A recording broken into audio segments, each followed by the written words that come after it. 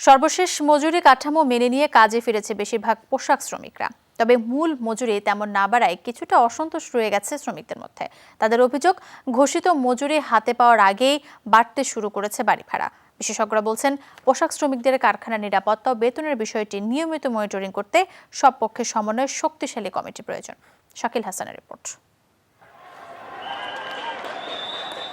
মজুরি বৈষম্যের প্রতিবাদে বছরের শুরুতে আন্দোলনে নামে পোশাক শ্রমিকরা। ভাঙচুর, অবরোধ আর কর্মবিরতির ফলে উৎপাদন যেমন ব্যাহত হয়েছে, তেমনি দুর্ভোগে পড়েছেন সড়কে চলাচলকারী মানুষও। তবে দীর্ঘদিন ধরে নিম্ন মজুরিতে কাজ করে আসা শ্রমিকদের দাবি পূরণে কর্তৃপক্ষের টনকও নড়েছে। ত্রিপক্ষীয় কমিটি নতুন করে মজুরি ঘোষণা করেছে। কয়েকটি গ্রেডে মজুরি সমন্বয় করা হয়েছে।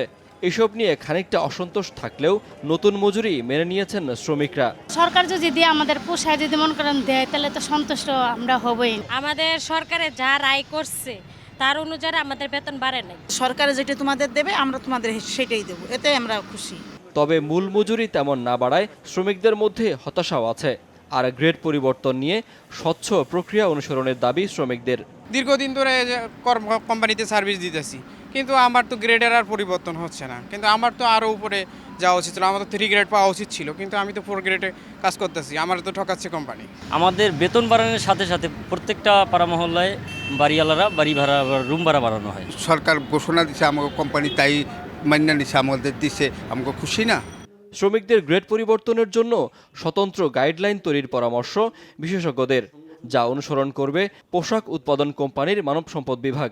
যে খুব দরকার একটা পরিষ্কার গাইডলাইন এখানে ক্রিয়েট করা, যে এক গ্রেড থেকে আরেক গ্রেডের শ্রমিকরা যখন তাদের প্রমোশনটা হবে, সেক্ষেত্রে তার কোন ধরনের দক্ষতাটা অর্জন হলে সেই গ্রেডে সে যেতে পারবে। যে শ্রমিকদের একটা অংশ তারা হয়তো দক্ষতা থাকা সত্ত্বেও তারা সেই ধরনের প্রপার গ্রেডিং পাচ্ছে না, এবং এখানে কিছু কোনো জায়গায় আমার কাছে মনে হয় যে কোনো মালিক তারা হয়তো কিছুটা টালবাহানাও করেন, কারণ যদি একটু গ্রেডিং কমিয়ে দেখাতে পারেন তাহলে মজুরি কম দেওয়া যায়। 1 ডিসেম্বর থেকেই নতুন মজুরি কার্যকর হয়েছে। বকেয়া হিসেবে বাড়তি টাকা ফেব্রুয়ারির বেতনের সঙ্গে পাবেন শ্রমিকরা। রানা প্লাজা দুর্ঘটনার পর থেকে ব্যাপক উদ্যোগের ফলে পোশাক কারখানার কর্মপরিবেশ এবং নিরাপত্তার বিষয়টি অনেকটাই নিশ্চিত করা হয়েছে। তবে নতুন বেতন কাঠামো ঘোষণার পর থেকে কিছুটা অসন্তোষ রয়ে গেছে শ্রমিকদের মধ্যে।